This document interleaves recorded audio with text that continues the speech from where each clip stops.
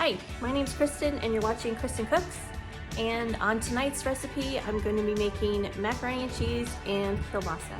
And I've done macaroni and cheese on my channel before, but this time I'm going to be using an egg in the macaroni and cheese. And that will give it a thicker, smoother consistency. And I did this in the last time I made it. I didn't make a video, but I did this last time I made it, and it turned out really good. I liked it and it was awesome. And if you like this content, give me a thumbs up and hit that subscribe button if you haven't done so already. And let's get cooking. Okay, to start out our mac and cheese and kielbasa, I am grating a big chunk of sharp cheddar. I'm gonna put in about two to 3 cups altogether. And then I have roasted garlic and chicken kielbasa.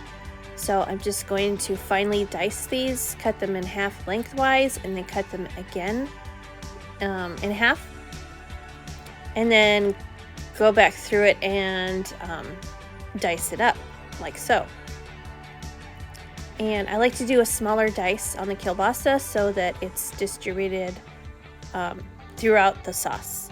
And then I'm going to put in about 2 teaspoons of extra virgin olive oil to start sauteing the kielbasa. It is already fully cooked, but for better flavor, I like to get some crunchy bits on there. Okay, and then I have this bread that I halved, and I'm smearing it with a good amount of butter. And then I like to put paprika on the bread and garlic, salt, onion powder, garlic powder. Make sure and add rosemary, because rosemary goes really well with bread.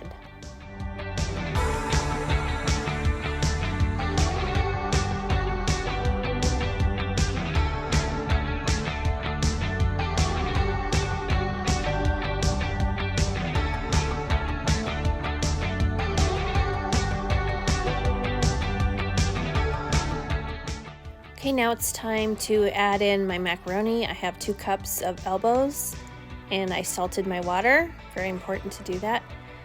Taking out the sauteed kielbasa, putting it on a plate, setting it aside until it's time to add it back in. And then after this, I'm going to get started on the cheese sauce. So I'm going to put in 2 tablespoons of butter. It's about 3 tablespoons altogether with the butter and the olive oil in this pan. It's really hot right now, so I need to turn it down. Adding in 3 tablespoons of flour. Make sure when you put raw flour in, make sure that you're letting it cook down a little bit. You're not just adding your liquids right away. I let it cook about 2 minutes. Okay, and then I'm adding 2.5 cups altogether of chicken stock and whole milk. And then you want to kind of slowly pour it in as to not create too many lumps in your sauce. And a whisk is better to mix. As you can see right here, I switched over. Make sure and get rid of as many lumps as I can. Okay, and now it's time to season the sauce. I'm sorry. Dry mustard, it's really good, and mac and cheese. And garlic powder, I'm gonna do onion powder and garlic salt.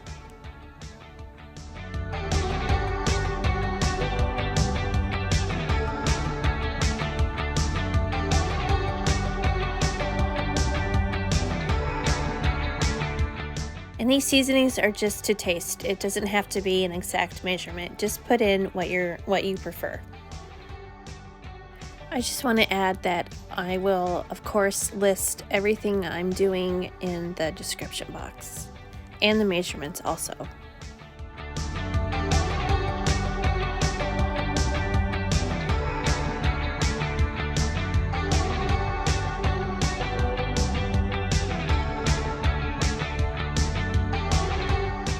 Now I'm at the point where I can add the cheddar cheese. I'm going to put in 2 to 3 cups.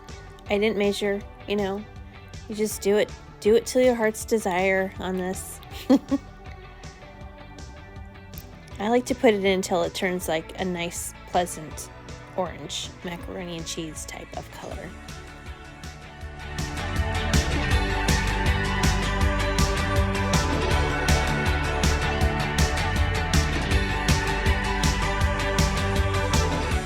Now it's time to temper the egg so you can put it into your sauce without getting scrambled eggs. So to do this, you're going to take some hot sauce and slowly drizzle it into the egg. You want to do it slowly so that you're not bringing the temperature up too fast and creating scrambled eggs. We don't want to do that. We want to keep it nice and smooth, and make sure that the egg goes in very well into the hot sauce.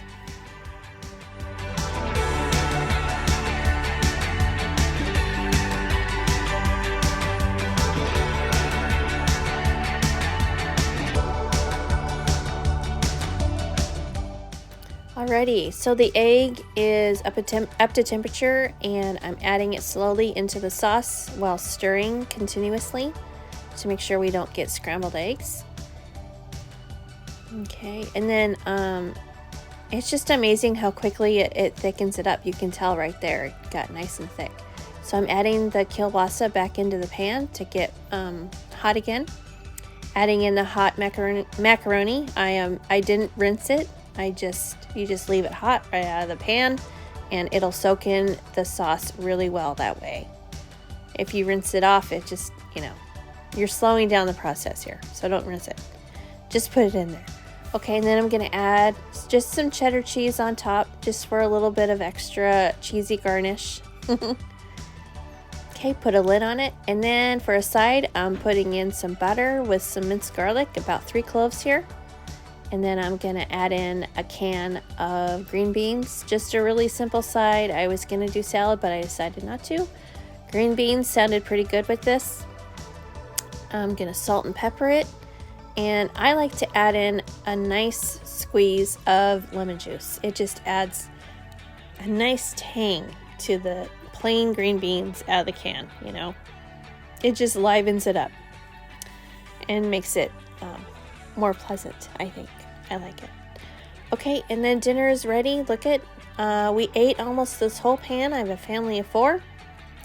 And my son loves this dinner. This is like his #1 request whenever I ask what they want for the week for dinners. It's just really good. And it turned out great. It looks nice and cheesy. I was ready for dinner at this point. I was really hungry. Okay, adding in the green beans and the bread to go along with it. Nice round meal here. Hey, I do dinner videos like this every week. If you like my content, if you want more dinner inspiration, then hit that subscribe button and give me a thumbs up. Leave me a comment. I love to get feedback from you guys. Tell me what I'm doing wrong, what you like that I do. It just helps me to plan and adjust my videos, because I want to make good content for you guys, okay? I really do. I want to do what you like, so let me know. I'm here. I'm here to learn. I'm open to ideas, so let me know if there's something you'd like me to do. So I'll see you in the next one, okay? Bye.